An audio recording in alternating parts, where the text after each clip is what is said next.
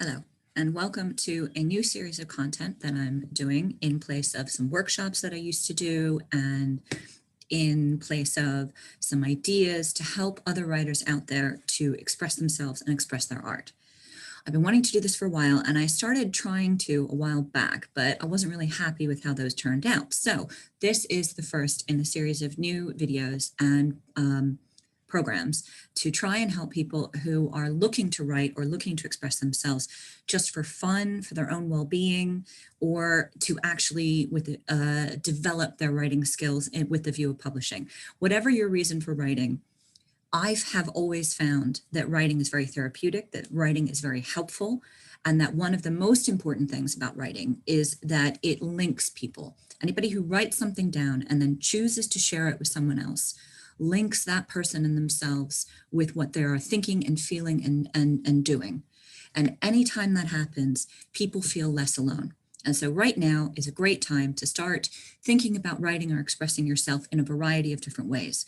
What I want you to do when you look at these videos about poetry forms or story structuring or how to generate ideas, what I want you to do with these is to find your own voice.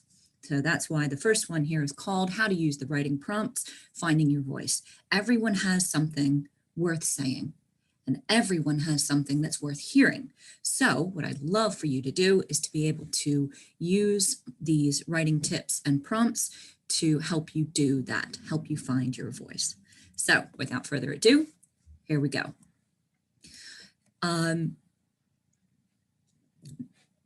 The writing prompts that you'll find on almost any site that's, on YouTube, on poetry on Instagram, there are lots and lots of different kinds of poetry prompts, and they are meant to be open-ended. A lot of poetry sites and poetry Instagram will give you one word, for example, and that one word is meant to be ambiguous and abstract so that you can take it anywhere your inspiration wants to go.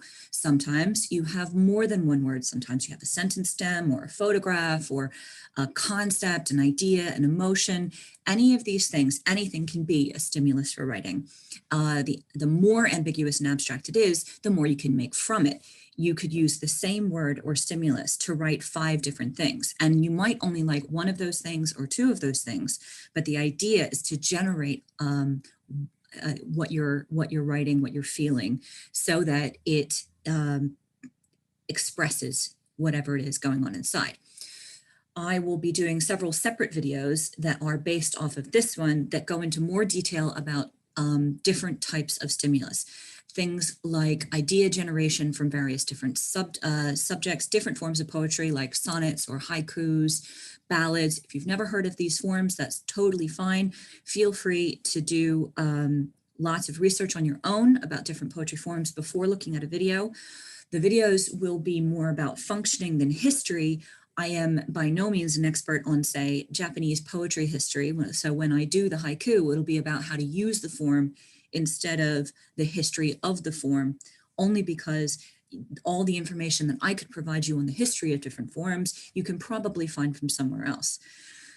When I start talking about fiction writing or prose writing, it would be about breaking down how you structure it, how you develop characters, how you plan what you're going to write. So keep an eye on the playlist so you can have access to whatever help I can provide.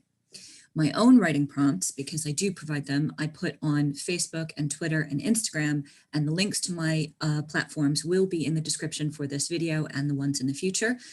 The writing prompts that I provide, those photographs are mine. They are taken by me or they are acquired by me, and the writing prompts are my own. But feel free to use them to inspire your own writing. Just make sure that if you ever do use a photograph or a writing prompt, that you have the right kind of use of someone else's work. Right, okay, moving on.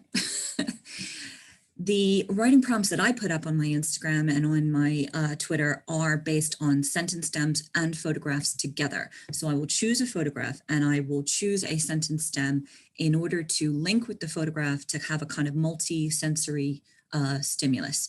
So when you look at a photograph like this of some sunset looking over a landscape, you might think about the time of day. Now, it could be early in the morning.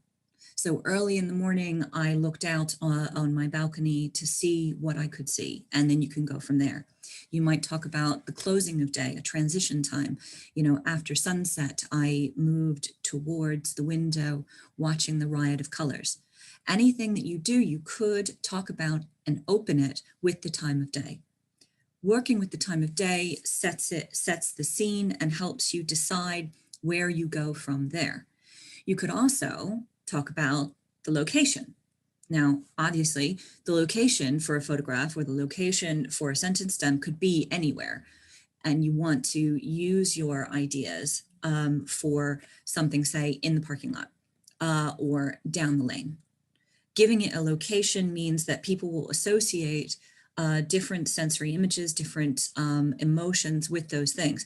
In the parking lot could be just about anything. In the parking lot of a library is going to be different than in the parking lot of a grocery store, or in the parking lot of a hotel, or in the parking lot of an airport. Where you set it will determine the atmosphere and the emotional tone of what you write. Down the lane is a little bit more obscure, a little bit more isolated. It could be the opening for a romance, but it could just as easily be an opening for a horror. So when you decide where your location for your idea is going to take place, then you develop it from there. You can start with dialogue. A number of the writing prompts that I have on my Instagram have someone saying something.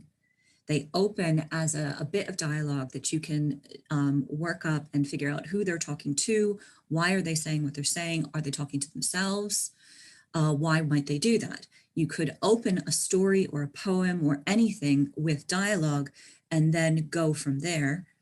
I'm not sure is the opening to, say, a mystery, or the opening to a romance where a friend is asking you to go out on a blind date with someone, they're trying to set you up.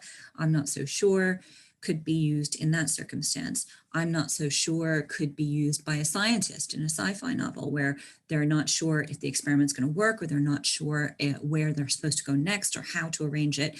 Any number of things can happen in a conversation, even when the person is only talking to themselves. Things like the other dialogue example I have here, it was such a surprise when.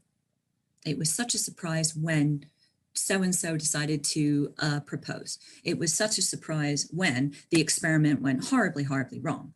It was such a surprise when we got our orders to ship out. Any number of stories and poems can be started with dialogue where the person, the character you're developing is speaking directly to you. So, moving on to knowing the basics. Once you have decided on how to select a stimulus, whether it's a photograph, whether it's a written sentence stem, whether it's a noun or an abstract idea, an emotion, whatever you decide to use as your stimulus, then you have to kind of break it down into the basics. Where are you in that photograph? Or where is that sentence stem taking you? Who is speaking or not speaking? What do they want? Why do they want what they want?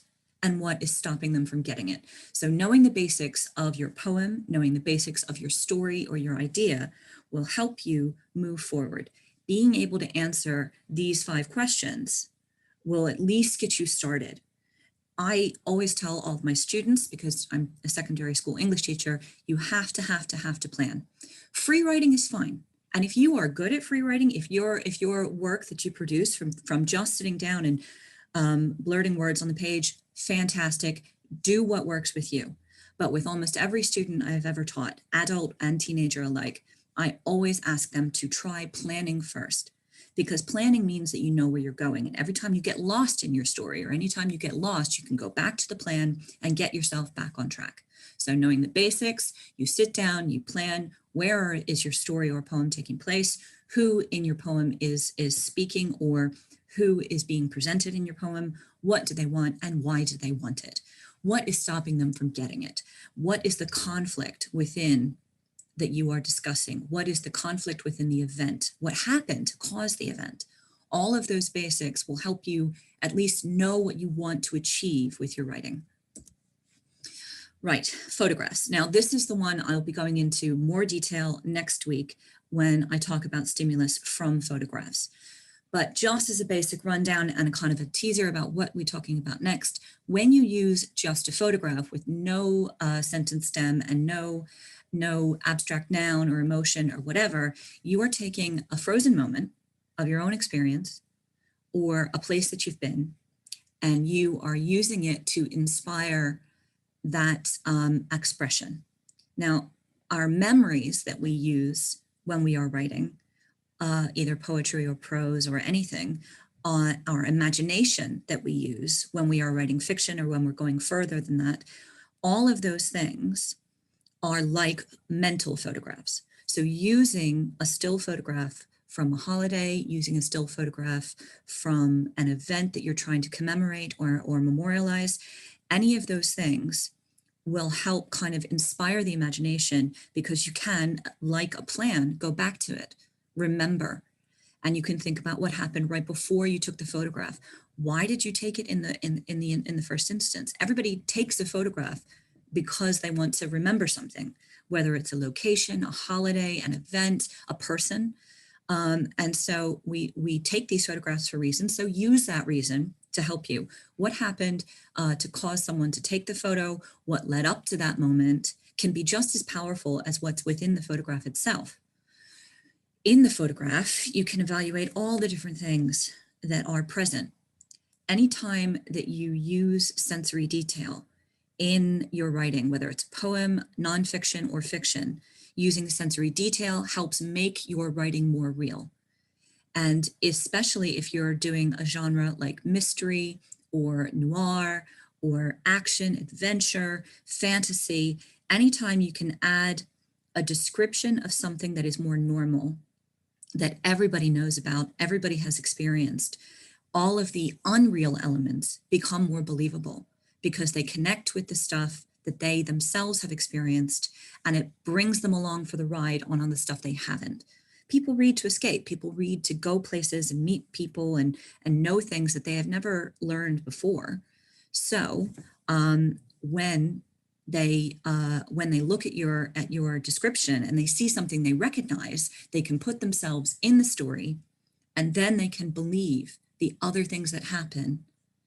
The real elements take them along for the unreal elements. What happened in the background, what's happening in the foreground, what is special about that particular moment, and why are the characters there? Then after the photograph, where do they go after that one moment in time? This particular photograph with the boots on the pavement there inspired a poem called Boots in the Lamplight. Now, on my YouTube channel, I explain a lot of the stories behind the poems that I have already published, and Boots in the Lamplight was inspired by this particular photo, because all I could think about was, what happened to the person who was wearing those boots? Like, what happened after this moment? I took the photograph to remind myself and to use the stimulus for writing later. Where did they go? What did they do? How'd they get there? It's like late at night in the middle of London. They're not wearing shoes. Why did they leave the shoes behind? And so the idea is, you freeze that moment and you use that moment to springboard either inspiration of before, inspiration of after, or anything that you feel you want to accomplish. So that is my presentation for today. That is the beginning of what I want to help you with. So I hope you've enjoyed this. I hope you found it useful. Please feel free to go back, go forward, and I look forward to next week when I will be talking to you about how to generate ideas, a little bit more detail, a little bit more examples on how to use photographs to generate ideas for writing. Thank you for listening, and I hope you enjoy. See you later.